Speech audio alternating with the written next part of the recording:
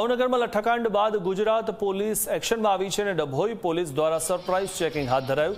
દેશી અને વિદેશી દારૂને શોધવા પોલીસની કવાયત હાથ ધરાઈ છે। વેગા ગામના સીમ વિસ્તારમાં પોલીસે ચેકિંગ હાથ ધર્યું છે, તો હવે પોલીસ શોધી રહી છે દારૂડિયાઓને, બુટલેગરો।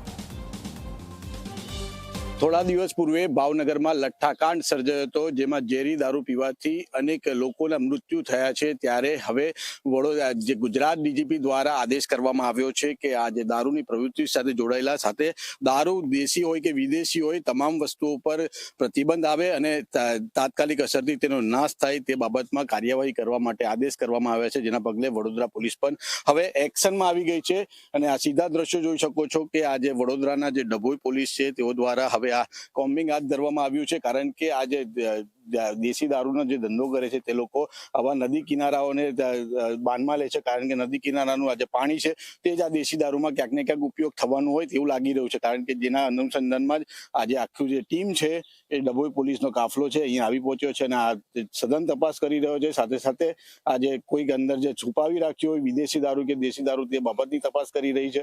એટલે કે ક્યાંક ને ક્યાંક કહી શકાય કે હવે જે પોલીસ છે એ પણ એક્શન મોડમાં આવી ગઈ છે, કારણ કે આખી જે ડભોઈ તાલુકામાં જે વિદેશી દારૂ ને દેશી દારૂનો નાશ થાય તે બાબતમાં કાર્યવાહી કરવાની છે। ત્યારે આપણી જોડે આપણી પીઆઈ ઉભા છે એટી પટેલ સાહેબ, શું કહેશો સાહેબ, જે પ્રકારની કાર્યવાહી થઈ રહી છે કેવા પ્રકારની કાર્યવાહી છે? મહેરબાન આઈજીપી સાહેબ બરોડા રેન્જ તેમજ પોલીસ અધિક્ષક સાહેબ શ્રી વડોદરા ગ્રામ્ય નામનો સ્પષ્ટ આદેશ છે, જે અનુસંધાને આજે ડભોઈ પોલીસ સ્ટેશન વિસ્તારમાં સામૂહિક રેડનું આયોજન કરવામાં આવેલું છે। જે અનુસંધાને નાયબ પોલીસ અધિક્ષક સાહેબ શ્રી ડભોઈ ડિવિઝન નાઓના માર્ગદર્શન હેઠળ 4 ટીમો નિયુક્ત કરવામાં આવેલી છે અને તમામ જગ્યાએ એક સાથે રેડ કરવામાં આવેલી છે।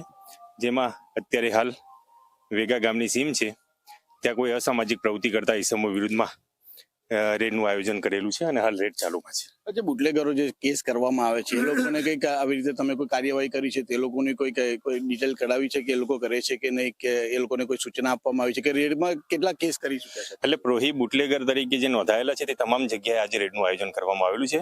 તેમના વિરુદ્ધમાં અગાઉ ઘણા બધા કેસ નોંધાયેલા છે અને હાલમાં પણ જો કોઈની પ્રવૃત્તિ ચાલુ હશે તો આજરોજ કેસ કરવામાં આવશે।